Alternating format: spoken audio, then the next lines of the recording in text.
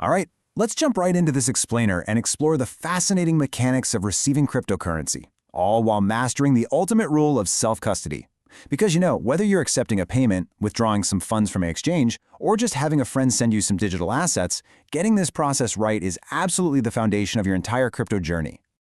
Our roadmap today is going to cover 5 key stops. We'll hit the golden rule of secrecy, tools for receiving safely, executing a safe transfer, troubleshooting missing funds, and finally, common mistakes to avoid.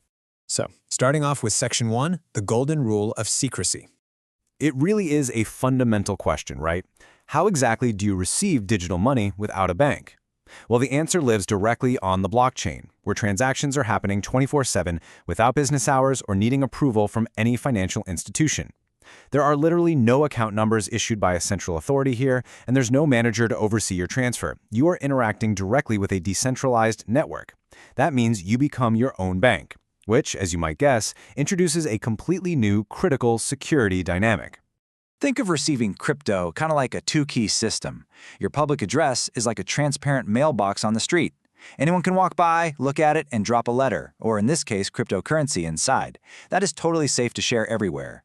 But your private key, or your recovery phrase, that is the literal combination to the vault itself. And that brings us to the core of this whole system, absolute secrecy. In crypto, possession equals ownership. This is exactly why private keys stay a secret.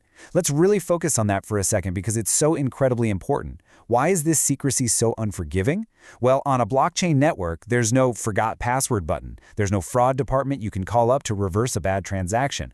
Your private key mathematically proves to the network that you own those assets. If someone else gets their hands on your private key, the blockchain simply assumes they are you. They get absolute, irreversible control over your funds. So your public address invites the funds in, but your private key is what actually authorizes them to go out.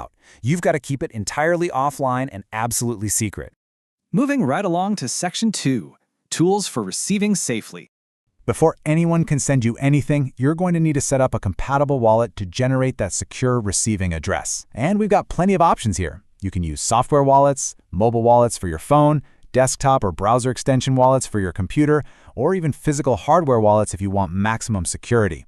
But whatever you end up choosing, its main job when receiving funds is to generate your unique public address and, most importantly, to safeguard that private key we just spent so much time talking about.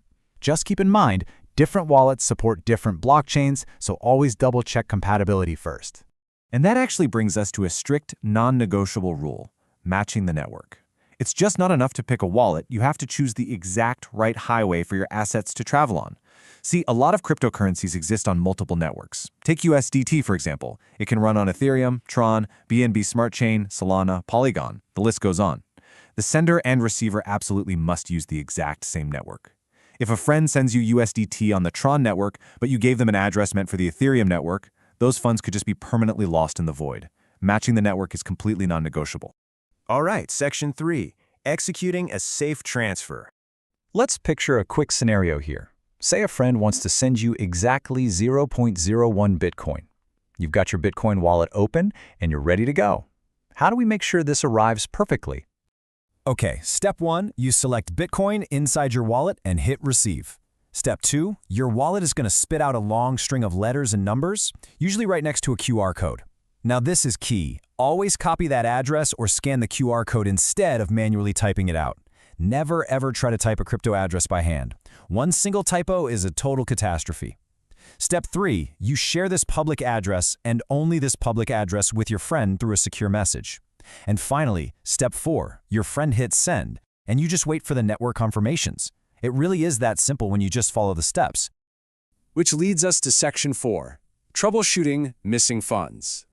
So where is my missing crypto? Look, it's incredibly common to feel a massive spike of anxiety here. You hit refresh, nothing happens, and you instantly start sweating.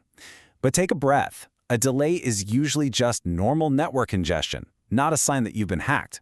Some blockchains finalize transactions in literal seconds, sure, but others, like Bitcoin, can take several minutes or even longer if the network traffic is heavy. So instead of panicking, we can just walk through a logical safety net checklist to locate the pending transaction. First things first, ask the sender for the transaction ID, or the TXID. Think of it like your digital receipt. You can take that TXI, plug it into a public blockchain explorer, and see the live status. If it says pending, you just sit tight and wait. While you're waiting, verify every single character of the address they sent it to and just double confirm you both use the exact same blockchain network. If everything matches up and the Explorer says confirmed, try refreshing or maybe even restarting your wallet app to force it to sync up with the blockchain. Finally, Section 5, Common Mistakes to Avoid. Look, mistakes in crypto can be pretty unforgiving. Typing addresses manually? That's a straight path to a typo and permanent loss. Using the wrong network means your funds are just never going to show up. But the absolute most devastating mistake you can make is exposing your recovery phrase. Because the whole system relies purely on mathematical proof of ownership, exposing your private key means you are handing over total, irreversible control of your wallet. Remember, absolutely no one ever needs your private key to send you funds. If anyone ever asks for it, it's a scam, period. Now, here's a really cool fact that might just ease your mind a bit. You don't even need to have your app open or your phone turned on to receive crypto. The blockchain is constantly working, recording transactions permanently on its decentralized ledger, even if your personal devices are completely offline. Your wallet is basically just a viewer. It simply updates your balance the next time you connect to the internet and sync with the network. I want to leave you with this final thought. In a completely bankless world, you are your own security guard. Receiving cryptocurrency opens up this unbelievable world of financial freedom that is entirely peer-to-peer. But true digital ownership means ultimate responsibility. So share those public addresses with absolute confidence, match your networks carefully, and for the love of crypto, guard your private keys with your life. You've mastered how to receive, but what exactly happens when it's time to send those funds back out into the wild?